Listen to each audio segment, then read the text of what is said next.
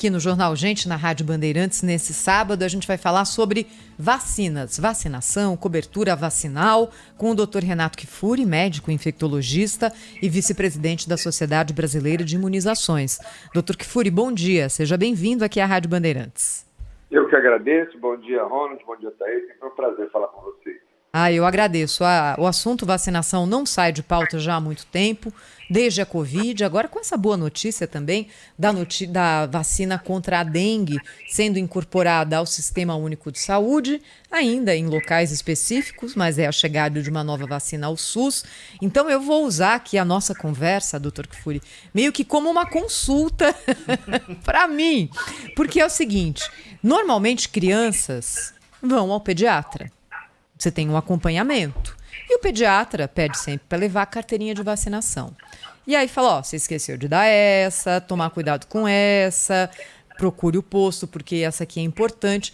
E depois, quando a criança começa a ficar jovem, adulto mais ainda, é raro que a gente tenha esse hábito com o médico de levar a carteira de vacinação e falar, doutor, dá uma olhada aqui, tá tudo certo comigo? O que é preciso tomar de vacina na idade adulta, doutor Renato? Olha, Thaís, você tem toda a razão. Há no imaginário de todos, culturalmente falando, se a gente perguntar para os nossos ouvintes aí, quem sabe aonde está a sua carteira de vacina, depois da Covid, muita gente ganhou uma carteira de vacina, mas talvez antes da Covid ninguém nem tivesse ideia onde estava a sua carteira de vacina. Se você perguntasse se sua vacinação estava em dia, ele ia dizer que estava, tomei todas quando eu era criança. Ou seja, muitas das vacinas que foram desenvolvidas mais recentemente e que indicadas para adultos, infelizmente a adesão dos adultos, o desconhecimento é enorme. Então, faz parte, sim, de uma cultura nossa de procurar difundir melhor a importância da vacinação em todas as idades, porque logo se viu, né, que a vacina não se presta só para prevenir doença na pediatria. Tem a vacinação do adolescente, da grávida, do idoso, do viajante, daquele que tem doença crônica, do adulto. Não há uma idade sequer onde a gente não onde não tem uma vacina para ser oferecida, uma doença a ser prevenida. O adulto hoje deve estar em dia com as suas vacinas de febre amarela, de sarampo, de tétano, de coqueluche, de hepatite B, de HPV, para os idosos acima de 60 anos, de pneumonia, de herpes zoster, ou seja, tem muita vacina aí. E Covid, obviamente, né, para todos nós também. Agora, em breve, a dengue, a gripe. Então, nós temos muitas vacinas para prevenção de doenças, muitas vezes negligenciadas, a gente não deixa para outro dia, deixa para fazer depois, e se surpreende, infelizmente, quando a gente é acometido por uma doença que poderia ter sido evitada com uma simples injeção, com uma simples vacina. Doutor Renato, diante disso e dos números divulgados, que menos de 15% dos brasileiros, de uma forma geral, têm a vacina completa, têm a vacinação completa da Covid, a onda de desinformação que a gente teve afetou mais adultos ou mais crianças com o cumprimento daquilo que está estabelecido e disso que o senhor descreveu agora para a gente? Bom dia, Ronald. Prazer estar com vocês. Feliz ano novo também. Ronald, eu acho que, sem dúvida, o impacto maior da Covid-19 foi na pediatria, né? Houve uma falsa percepção, a gente acho que se equivocou comparando a gravidade da Covid nas crianças com os idosos. E realmente é muito desproporcional o risco de hospitalização, de morte entre os adultos e idosos da Covid-19 comparado com criança é muito diferente. Mas talvez a comparação mais justa, Ronald, seria ter sido comparado a Covid-19 na pediatria com as outras doenças pediátricas. E aí, sozinha, a Covid-19 faz mais vítimas do que todas as outras doenças do calendário infantil. Se nós somarmos as mortes que nós tivemos nos últimos 3 anos, de pólio, de difteria, de coqueluche, de sarampo, de catapora, de pneumonia, de meningite, todas elas somadas não atingem o número das mortes em crianças por Covid-19. Ou seja, da mesma maneira que a gente se preocupa em evitar tantas doenças na pediatria, a Covid é mais uma. Então, essa percepção de que Covid em criança não é necessário proteger, vacinar, ficou no imaginário popular e pior que isso, né? Foi um campo fértil para muitas fake news, para os grupos antivacinas aparecerem, tentaram boicotar a vacinação dos adultos, dos adolescentes, dos idosos, e foram muito bem, nós vacinamos muito bem nossos adultos.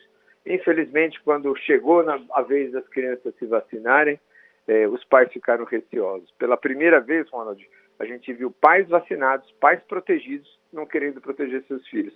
Você já viu isso? A gente nos proteger, não querer proteger os nossos filhos.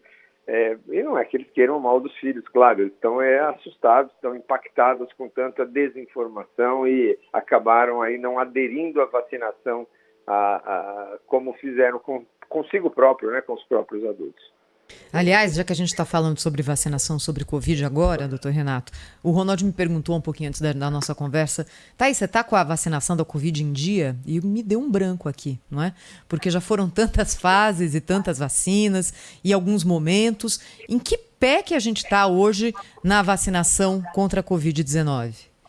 Boa, Thaís. Hoje, a partir de 2024, a decisão do Brasil, acompanhando a maioria dos países e a própria Organização Mundial da Saúde, não será mais a vacinação universal. Nós não vamos vacinar 100% da população como a gente fez até 2023. Todos deviam tomar vacina. A recomendação de vacina hoje, ela vai ser destinada, muito semelhante ao que a gente faz com a gripe, para grupos específicos. São os idosos, as gestantes, as crianças, os imunocomprometidos, os profissionais da saúde, que vão receber a vacina da Covid em 2024. Essas populações têm um maior risco.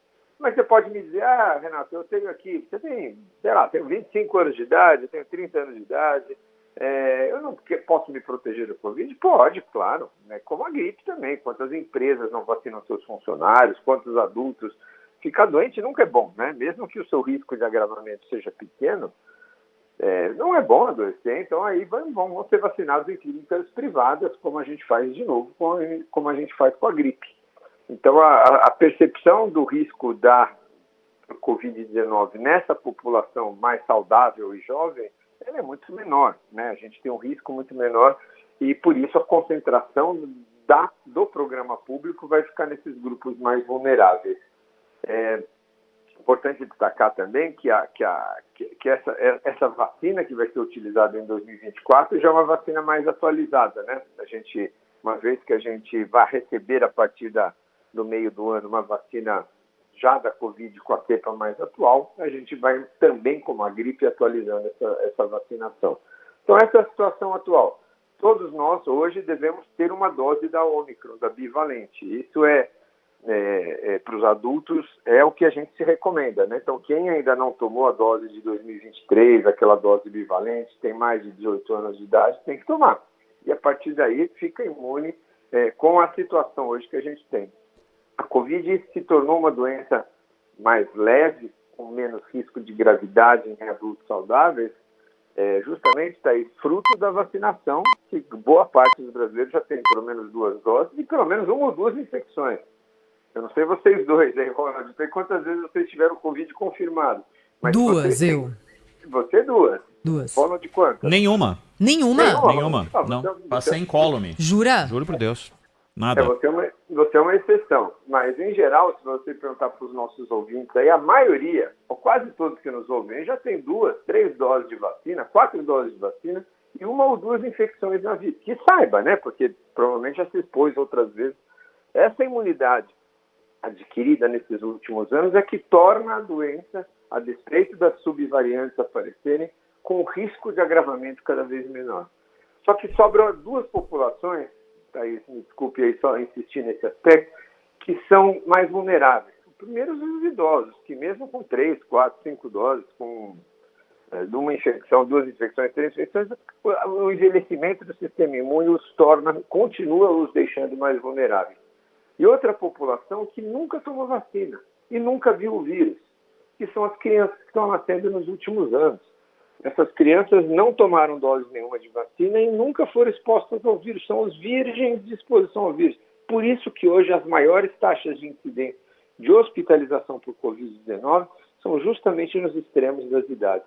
O mais idoso e os menores de 1, 2 anos de idade, onde a gente encontra as maiores taxas de hospitalização de formas graves de Covid. Então, são os públicos mais vulneráveis mesmo. Doutor, Tem ouvinte que perguntou aqui, o senhor sabe que muita gente tem dúvida, por que não se fala mais de Coronavac e de vacina da AstraZeneca? Houve uma decisão de que caminho seguir nas vacinas aqui no Brasil, né? Perfeito. No Brasil e praticamente no mundo todo. Quando nós tínhamos o começo da pandemia, uma escassez de vacinas, foram desenvolvidas vacinas de diferentes plataformas, a Sputnik da Rússia, a Coronavac do Brasil, a própria Janssen dos Estados Unidos, a AstraZeneca também utilizamos aqui. Então era uma oferta de um problema grave de saúde pública, onde a gente precisava de vacinas de diferentes plataformas. O que o tempo acabou demonstrando é que existem vacinas que são mais eficazes do que as outras. São vacinas que se prestam mais às doses iniciais e outras que se prestam mais como doses de reforço. Vacinas que são mais fáceis de você atualizar a sua formulação do que outras. Isso acabou migrando praticamente para as vacinas de RNA mensageiro, a vacina da Pfizer e a vacina da Moderna. São as duas vacinas que cumprem mais esses perfis. São vacinas de melhor resposta imune, são vacinas que mais se prestam como doses de reforço, são vacinas mais facilmente adaptáveis à versão atual do vírus e por isso são as que a gente vai utilizar aqui no Brasil e boa parte do primeiro mundo praticamente só vão utilizar, os países vão utilizar essa plataforma de vacina. Então, a gente parou de produzir Coronavac aqui no Brasil, paramos de produzir a vacina de Oxford lá por Biomanguinhos e vamos utilizar como fazem os países da Europa, Estados Unidos, Canadá, Austrália, México, todos os países, Chile, Argentina, aqui vizinho, utilizarão somente a vacina de RNA mensageiro. E a boa notícia é que a gente só tinha a vacina da Pfizer, né, até então, e em breve nós vamos ter o registro pela Anvisa da vacina da Moderna, do outro laboratório, que é sempre saudável ter dois produtores, competição de preço, isso facilita entregas, então a gente não fica na mão de um produtor só. Dr. Renato Kfouri, médico infectologista, vice-presidente da Sociedade Brasileira de Imunizações, está ao vivo conosco aqui na Rádio Bandeirantes, falando sobre vacinas. Dr. Renato, por que tem vacina que dá reação e vacina que não dá reação? Olha, vacina 100% sem reação não existe, né? Todas podem ter um risco maior, outras têm um risco menor. Porque quando você dá uma vacina em alguém, Thaís, o que você espera? Você espera que o nosso organismo reaja, produza anticorpos, produza defesa. A vacina está lá para isso, para estimular o nosso organismo a se manifestar.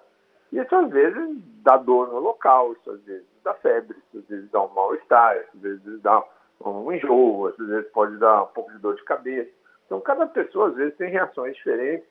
E tem vacinas que são menos reatogênicas, ou seja, raramente dão reações, e tem vacinas que são são mais reatogênicas, né, que a gente chama, ou seja, são capazes de dar mais reações. Então, isso depende da vacina, mas depende do indivíduo também. Tem gente que toma vacina e não tem reação nenhuma, outros têm mais. Importante dizer que quem tem reação não quer dizer que é melhor ou pior. Se teve reação, quer dizer que a vacina pegou ou que a vacina funcionou melhor. O nível de reação que a pessoa tem com a vacina não guarda relação nenhuma com a eficácia protetora.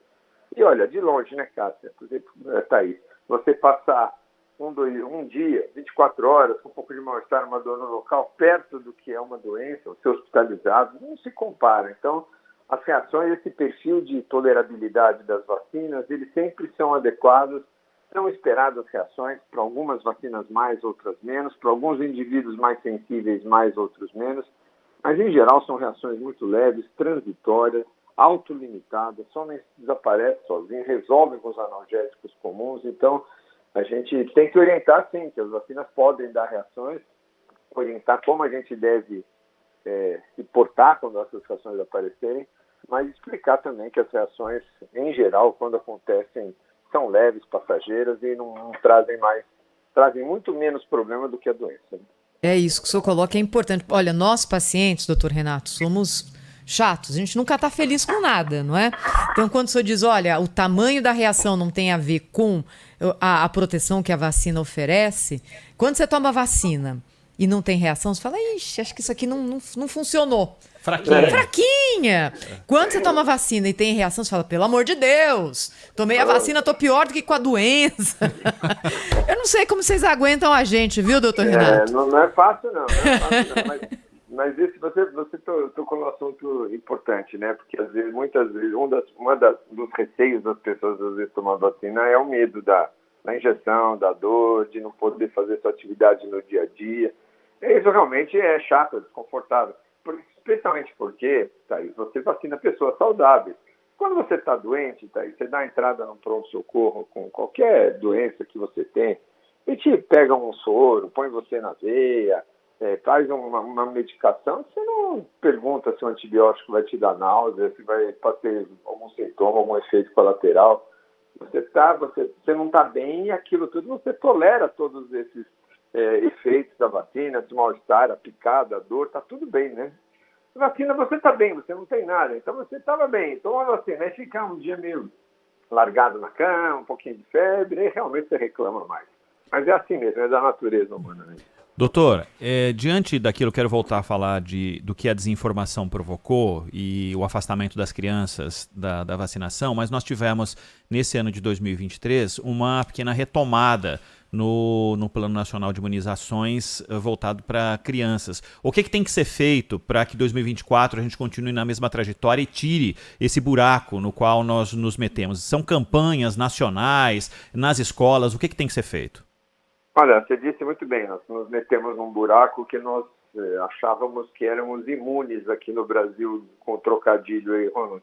A gente achava que esses grupos anti-vacinas, as pessoas que iam trabalhar contra vacinas, não prosperariam aqui entre nós, porque já acontecia isso em outros países e o brasileiro gosta de vacina, o brasileiro tem um programa de vacinação muito consolidado, o Brasil é o país dos carnaval, do futebol e da vacina.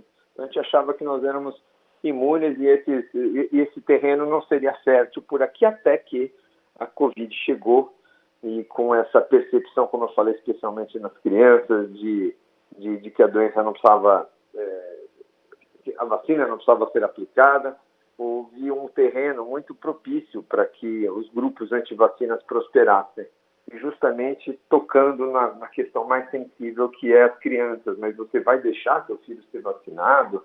Você vai correr esse risco? Como se a Organização Mundial da Saúde, como a Sociedade Brasileira de Pediatria, quisessem dizimar as crianças, com uma teoria da conspiração, dizendo que todos aqui estão querendo o mal dos seus filhos. Quem recomenda a vacina para a criança está fazendo uma grande bobagem.